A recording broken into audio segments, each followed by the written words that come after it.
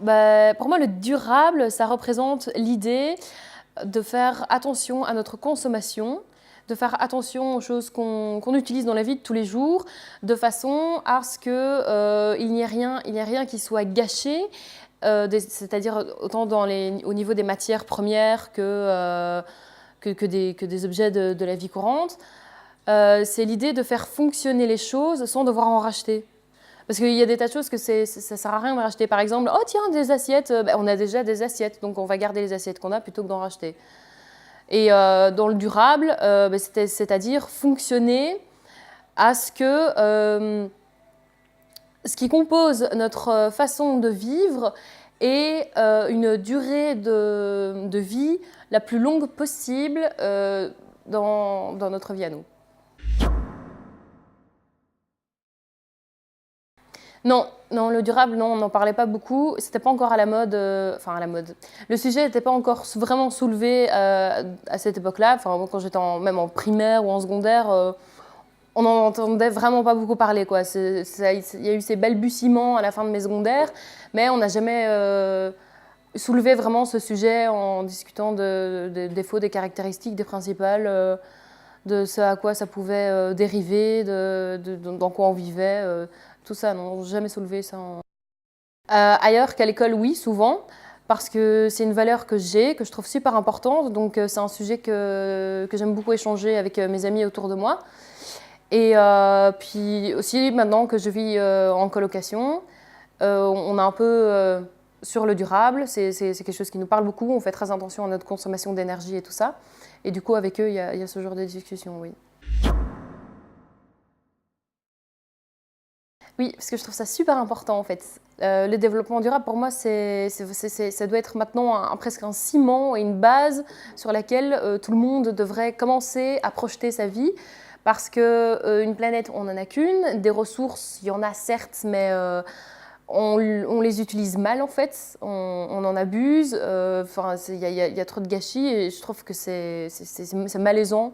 C'est malaisant pour tout le monde, puis ça sert à rien. Et c'est presque anti-humain de ne pas être durable en fait. Parce que c'est l'idée que cette consommation, elle va comme ça, que c'est facile, bah oui, tiens, ça s'est cassé, c'est pas grave, on va en racheter un. Il n'y a aucune conscience derrière ça. C'est comme si l'humain s'en fichait de sa façon de vivre.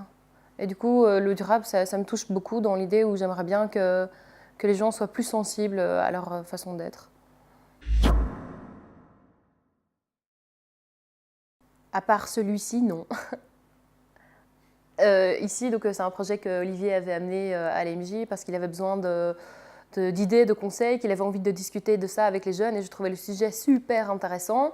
C'est un sujet que j'aimerais moi-même développer dans la formation que je suis actuellement. Donc c'est une formation de réinsertion socio-professionnelle. Et l'idée, c'est que j'aimerais bien faire un petit atelier au cours du développement durable pour justement sensibiliser les gens et les toucher et aller leur poser des questions et leur demander comment eux font pour vivre et observer un peu ce que eux pensent de tout ça. Oui, donc je suis inquiète. Je suis inquiète pour le durable pour le moment. Je suis inquiète de la société, de la façon dont on vit. Je suis inquiète de la consommation surtout. Pour donner un exemple, quand je rentre dans un grand magasin et que je vois tous les rayons qu'il y a, quand je vois par exemple bêtement le rayon shampoing, on a besoin d'un shampoing, il est décuplé de 1001 façons. Shampoing senteur machin, shampoing senteur fleur de lys, shampoing senteur fleur de coco, ça sert à rien. On a besoin d'un seul shampoing pour se laver les cheveux. Et ça, c'est de la mauvaise consommation. Ça consomme des produits pour rien, c'est anti-écologique à mort et c'est du plastique. Donc le durable, on n'y est pas du tout. Comment les gens peuvent se diriger vers ça ? Je ne comprends pas. Du coup, c'est clair que le durable, c'est vraiment quelque chose, c'est vraiment un sujet qu'il faut apporter aux gens, où il faut les sensibiliser vers ça, parce que d'eux-mêmes, ils n'auront pas ces fibres-là. Et c'est vrai que ce n'est pas évident. Hein. On vit dans une société dans laquelle on doit être beau, on doit être riche, on doit être content, on doit être heureux, mais on doit être empathique pour les autres, on doit faire attention à ci, on doit faire attention à ça. Et puis maintenant, il y a le durable qui nous arrive dans la gueule et on nous a dit oula. Donc moi, j'ai déjà fait tout mon plan de vie, j'ai déjà fait plein de trucs, et puis maintenant, il y a le durable que je dois respecter. Comment est-ce que je vais faire ? Eh ben, pour arriver à faire quelque chose de bien, ce sera juste de correspondre alors à ces valeurs. Et pour inculquer ces valeurs, ce sera les faire dès l'enfance, quoi. Dès l'enfance, prendre les gens les enfants qui sont en primaire, en maternelle même, on peut commencer, hein, et les sensibiliser là-dessus. Et je pense qu'en sensibilisant les générations actuelles qui sont encore à l'école et tout ça, il y a moyen que ça ait un impact dans 10-15 ans. Mais il faut clairement que nous, on en prenne conscience et que les adultes que nous sommes aujourd'hui, notre génération, qui est une génération charnière, fasse vraiment bouger les choses, quoi. Et moi, j'ai beaucoup d'espoir là-dessus. J'ai vraiment envie de me donner à fond là-dedans et de faire le plus de choses possible pour que ça corresponde à la planète et à moi. Et du coup, oui, voilà, c'est pour ça que le développement durable, c'est quelque chose que je trouve très important.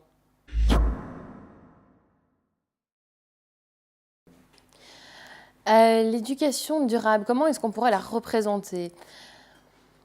C'est un comportement. C'est un comportement qui devrait susciter des réflexions et des questions chez les autres. Donc par exemple, une idée qu'on pourrait faire avec des enfants de 5e, 6e primaire, je dirais. On leur fait observer une famille qui vit de façon classique, on va dire, hein, un peu sur le système capitaliste, et une famille qui vit complètement dans le durable. Et on va leur demander quelles sont les différences entre ces deux familles-là, quelles sont les différences de leur façon de vivre, quelles sont leurs différences de façon de consommer. Et de cette façon-là, l'enfant est invité à prendre une réflexion sur les deux façons de vivre. Et du coup, peut-être de se dire « Ah, mais c'est vrai que lui, voilà, il a voulu un meuble, il a décidé d'aller le construire lui-même plutôt que d'en acheter un chez Ikea. » C'est vrai que c'est mieux, c'est peut-être plus durable. Et je pense qu'avec une bonne pédagogie, qu'avec des bons outils, il y a parfaitement moyen d'inculquer l'éducation durable aux jeunes générations actuelles. Et ça peut être compliqué dans certaines familles, parce que tout le monde n'a pas cette éducation de base, mais avoir un minimum de sensibilisation. Quelqu'un, par exemple, qui à la base jette sa canette par terre parce qu'il s'en fiche, voilà, il va pas avoir participé à cette éducation durable, il va le mettre à la poubelle. C'est peut-être la seule chose qu'il va faire, mais c'est déjà ça.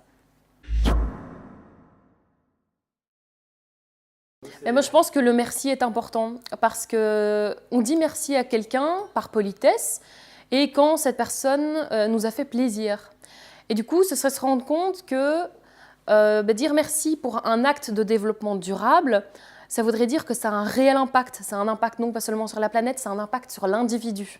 Donc ça veut dire que l'individu qui propose cet acte et l'autre qui va le prendre, et il va être remercié et il va se dire « Ah tiens, j'ai été remercié pour quelque chose ».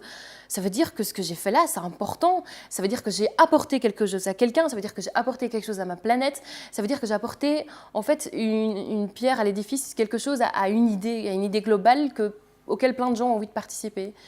Et du coup, le merci... moi je le trouve important, c'est de la reconnaissance en fait. C'est la reconnaissance que l'autre puisse agir différemment de ce qu'il fait d'habitude, et que ce serait peut-être parfois un peu se tordre en se disant « Ah tiens, j'agis pas comme ça d'habitude, je vais sortir de ma zone de confort ». Mais il y a énormément de reconnaissance à avoir envers quelqu'un qui sort de sa zone de confort en fait. Et c'est absolument à remercier, parce que ça veut dire que l'autre il se sent encouragé aussi par ça, et il va continuer dans cette optique. Comment je le prendrais, moi, si on me disait merci? Je le prendrais bien. Et en fait, je me dirais, c'est normal. Enfin, moi, personnellement, si maintenant on venait me dire, merci de faire ça, je me dis, c'est complètement logique. Mais c'est parce que moi, ça fait partie de mes valeurs. Donc, ça va me faire plaisir d'entendre des remerciements et de reconnaissance. Mais pour moi, c'est logique. Et maintenant, s'il y a des gens qui n'agissent pas du tout comme ça et qu'on vient leur dire « Ouais, merci, merci, merci », eux, ils vont peut-être avoir plus un impact, et ils vont peut-être plus se dire « Ah ouais, là j'ai fait quelque chose, quoi ».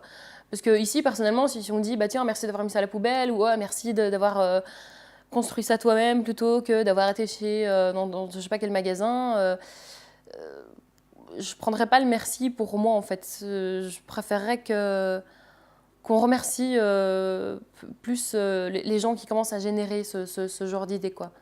Par exemple, merci Olivier pour ce genre de projet, quoi, parce que c'est génial, voilà.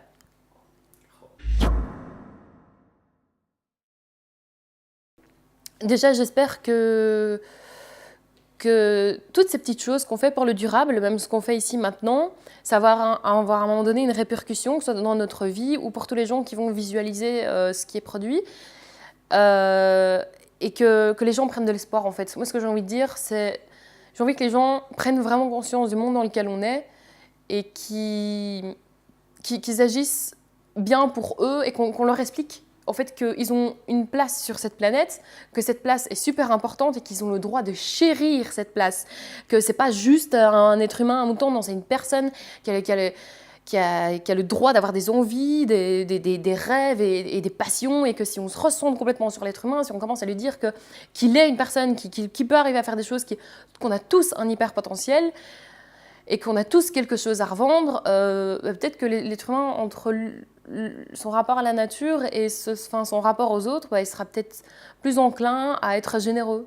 Tout ça parce qu'il sait qu'il n'est pas seul et qu'il sait que sa place elle a autant d'importance que les autres individus.